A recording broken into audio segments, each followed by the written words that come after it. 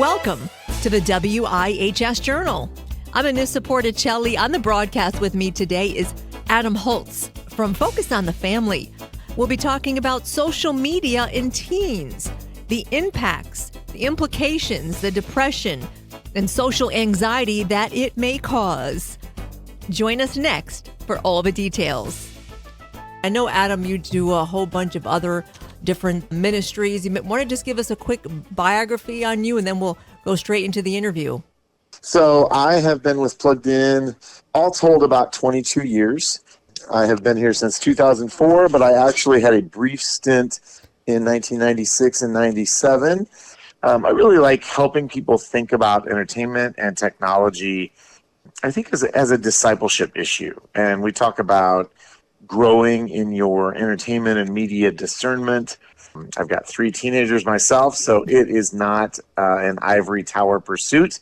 We are in the thick of it right now. Yes, I have a teen too, so a lot of us listeners are really going to appreciate this interview. So now the big thing is TikTok will switch to that, the app that has been, all these girls know this, they know the dance is very popular. And how can adult beauty standards contribute to anxiety, depression, or even body image in teen girls? Man, we could talk about that literally for like an hour. And let me just say, over the last, I would say really about 10 years or so, there's been a growing consensus in the scientific community among sociologists and psychologists that social media largely has a negative influence on kids. And so we're talking about TikTok, but so much of what we're talking about with short form video applies to every other social media platform: Instagram, Be Real, Snapchat, Facebook. My kids are all on Facebook so that they can watch what my wife and I say about them. So that's funny. Scientists have really been trying to dig into the correlation here, because really about the same time that smartphones and the ability to access social media on them took off in 2012, we saw teens' mental health in terms of suicidal ideation, in terms of anxiety and depression, just skyrocket. And so there is that ongoing discussion, but I think at the core level, when you're a teenager, Anissa, and maybe you can, think back to when you were a teen, teens are comparative animals, right? Yes. They want to know where they fit. We wanted to know where we fit. And we're constantly making comparisons. And back in the day, when I was growing up, I turned 55 today, so I graduated from high school in 1988. There were markers, right? There was the kind of car you drove, where you lived, but the day-to-day markers were more subtle. It's like, oh, you went to the cool concert and you wear a concert t-shirt to school the next day. And so there were the haves and the have-nots. And so you're always sort of aware of where you fit, but at the end of the day, you go home, right? Yes. You have a space that's removed from that social space. And I think what's different with social media is kids never get to go home, right? If they are engaged on social media, that comparison possibility, it's always there. And let's face it, most of us don't get up and post ugly pictures of ourselves online. We want to project our best life, Yes. What we look like, the experiences we're having. It's so easy for kids to look at their friends, to look at influencers, and then to look at themselves and feel like, I don't measure up. And exactly. So I think one of the most core things with social media is that it can create those self-esteem problems. And then it just becomes a ruthless and vicious cycle, right? You try to look better, hopefully you're getting likes, you're getting positive feedback. But if you get negative feedback, or worse yet, if somebody bullies you, that can have an incredibly destructive response too. And so to flip the whole subject, how can we help our teens separate their self-worth from appearance-based validation? That is another terrific question.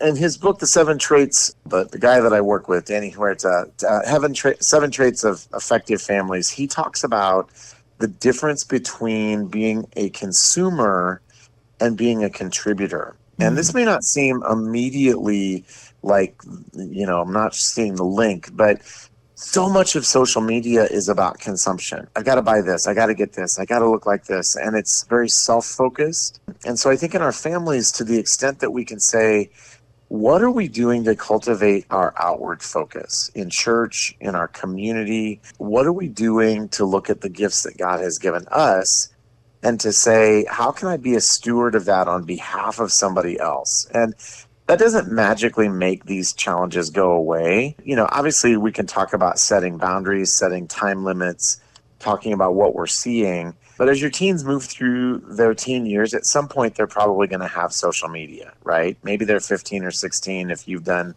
a great job on holding off on that. And so I think cultivating a family culture where we are really looking to serve God and to serve other people, it takes that narcissistic focus off of ourselves and pushes it outward. Do you think there's any one app that's more detrimental than the other one? Because they say, my daughter's like, oh, well, Facebook is Facebook and it's all older people. And, Right. Do you sense that there's one that's more popularity for the teens? Is one that's, can do more damage? Well, I think that TikTok has that crown right now. Mm-hmm. And I think TikTok, again, we could talk for an hour just about TikTok. But what TikTok has done is it's driven the average time of these videos shorter. So kids are consuming more of them, and you're getting an addictive and a compulsive component. You are getting whatever the content is. And if that content is problematic, they're getting more of it. There were documents released from TikTok's own internal research that they estimated it takes, wait for this, 35 minutes is how long it takes to get addicted to TikTok. Wow. Not days, not even hours, but minutes. So I think TikTok is the tip of the spear, but I think functionally Snapchat, even YouTube, all of these apps, Instagram is the other huge one. They all have short form video. So they all have some things that are a little bit different than the others, but they're all essentially doing the same thing. I think TikTok is probably the most problematic, though, and I think it's by far the most popular among teens today.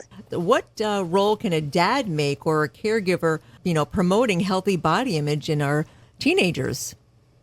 I think one of the ways to do that is not to come at it directly. I think even sometimes when we as dads are trying to be really intentional, we can still stumble into saying the wrong thing.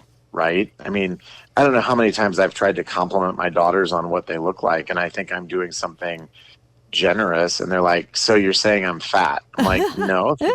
I said, I thought you looked great in that, and so I don't know that complimenting our kids' appearance is necessarily the first thing that we want to do, but I think as we spend time with them, as we relate to them, as they feel secure with us, home becomes a place where they don't feel like they're being judged, where they can be themselves, where hopefully we can have an ongoing conversation about the stuff that they're dealing with. What my wife and I have tried to really foster in our family is we just want to talk. We want to know what's going on. And I think that, probably every teen has done some things their parents don't know about. I'm not naive. It's not my first rodeo, right? But I've tried to communicate, especially to my daughters, my son's in college now, you can talk to me about anything. And if you're ever in a place where you feel like you're in a bad place, you call me. I will come get you. And there's no, I'm not going to come down harshly on you for that. So I think that when our kids have that sense of security in their relationship with us, and especially with the relationship with dad, that takes some of the pressure off of all of the self-esteem and body image stuff. I enjoyed, just your whole intake on all the social media aspects, and any other details that you would like to convey to our listeners before we do close the broadcast this evening. Well, you can find more information like this at pluggedin.com, and we're a ministry of Focus on the Family. And I'll also just say in closing, the goal here is not perfection. Sometimes as parents, we really stress about things, and we want to be intentional and we want to be building relationships, but that relationship is more important than any momentary setback that you're going to have as parents, because we all make mistakes. Our kids make mistakes. Cultivate that relationship for the long haul. Once again on the broadcast with us was Adam Holtz, From a Focus on the Family, his extensive background is over a 20 years experience dealing with social media, the implications, especially when it comes to teenage movies. Well, today's conversation talked about social media effects. If you would like more details on this broadcast, we'll pass along the information. Give us a call at 860-346-1049. I'm Anissa Porticelli for News and Public Affairs.